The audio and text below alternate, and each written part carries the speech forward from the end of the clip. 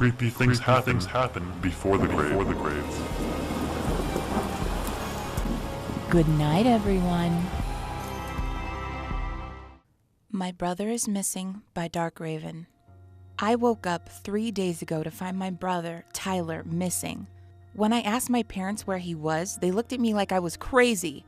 I thought they were insane or just playing some prank on me, but when I went to check Tyler's room, it was like a bomb went off in my chest.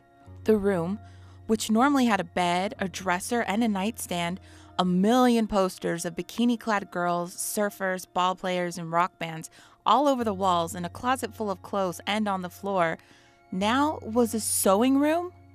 My mom always used to say that she wanted a room for sewing.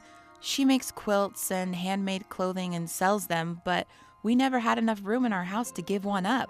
She usually just used the office that she and Dad shared, but now here was this sewing machine along the far wall by the window and quilts covering the walls. Where Ty's bed used to be was a long table holding more quilts, and the closet neatly held all the clothes Mom either had finished or was working on. I went back to my parents and asked them with tears in my eyes if they were playing a prank on me, a very worried way. I was afraid they were going to think I really had gone crazy, so I accepted my dad's offer of having a bad dream and went to my room to sort through some of my pictures.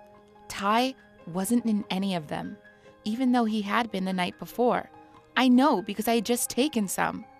I walked casually around the house, trying not to stir suspicion, and looked through all the family photos lining the walls. Still no Ty. If this was a prank, it was a pretty elaborate one, I thought. But what would have been the point? It's now been 3 full days, and still nobody I know seems to know Tyler, or remember me having a sibling. This is a nightmare. Me and Ty fight, or fought, I guess, a lot, like all brothers and sisters do, but he's always been there for me. He punched Silas Wharton in the face for me in the 6th grade when he wouldn't stop making creepy sexual advances at me. I was in the 6th grade, Silas was in the 12th, mind you. He let me come to his room and play video games with him when Mom and Dad were fighting. He even drove me to school after he got his license and didn't worry about not looking cool. Ty is, or was, I don't even know, the best brother any girl could ask for. And now he's gone, and I'm the only one that remembers him or seems to care at all. I don't know what to do. I can't call the police or tell anyone else. No one, including my mom and dad, seems to know that Tyler ever existed. I can't just go on without him like he was never here. I'm not crazy, and I hadn't just had a bad dream. I remember Ty.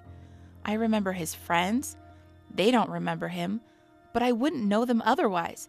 They're in a much higher grades than me, yet I know all kinds of things about them. I know his teachers, his grades, his favorite food. It was tacos. I even remember the color of his comforter. Tyler was not a figment of my imagination. He was my brother and he existed. Where did he go? What happened to him? Is he dead or simply just no longer there?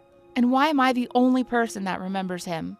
I heard my mom tell my dad the other day when they were talking about my outbursts of "Where's Tyler?" that she always felt like she was supposed to have a son, and Tyler is the name that she would have given him. They thought it was a little creepy, but then dismissed it. His best friend Charlie says that Tyler sounds exactly like the kind of guy he would have hung with, and also thought it was creepy.